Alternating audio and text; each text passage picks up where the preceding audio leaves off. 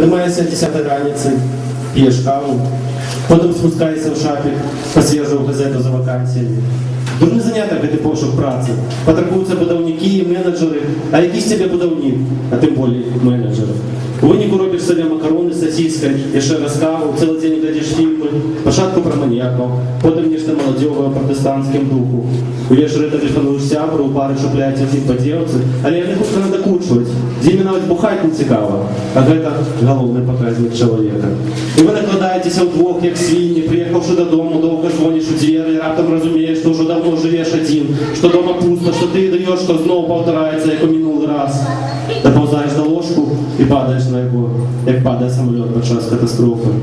Воно ще відкриваються старі нариви, починається запецькане кривіло і гноє, уся постель у криві і гної, у ванні змиваєш собі всю эту дрей, стоїш, палиш на кухні, а потім приходить смс з іншого кінця світу, від дівчини, від самої пригожої дівчини з усіх, що колись ти бачив. І єдина розумна реч, яку світ може пропонувати в цей момент – алкоголь, шмат алкоголю.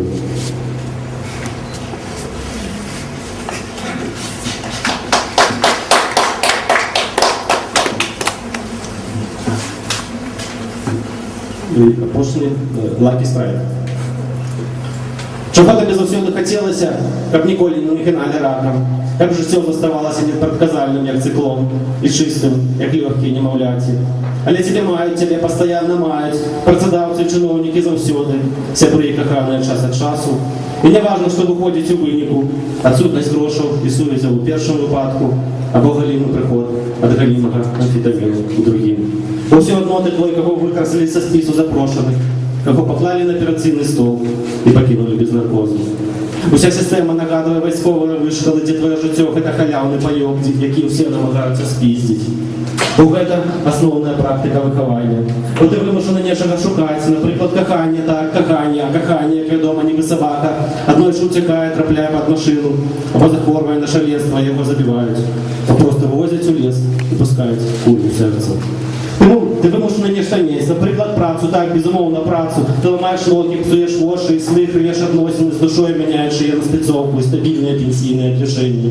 А в цей час президент, босс, профсоюзні суки і сусід одночасно трахають тебе, трахають, а коли тебе від твою дівчину докладно.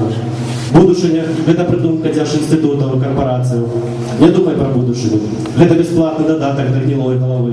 Тебя просто тримають за лоха, а коли треба і за яйця. Тому йди на барикади. Будь завсюди з тими, хто не клопочеться про мораль, хто ніколи не складає програми наперед, бо любая задательность пройдеш. Будь з тими, кого в бордель веде одинота, а не пожата, а в могилу трагічний випадок. Який далеко не випадок, але наступство того, що тебе нагинають раком. Постоянно нагинають і трахають. Навошта потрібно мати терпіння, коли є пекуча м'ята злості. Навошта святые з їх стигматами, коли Бог, що живе з тобою в одному інтернаті, рихтує неверний, тотальний страйк.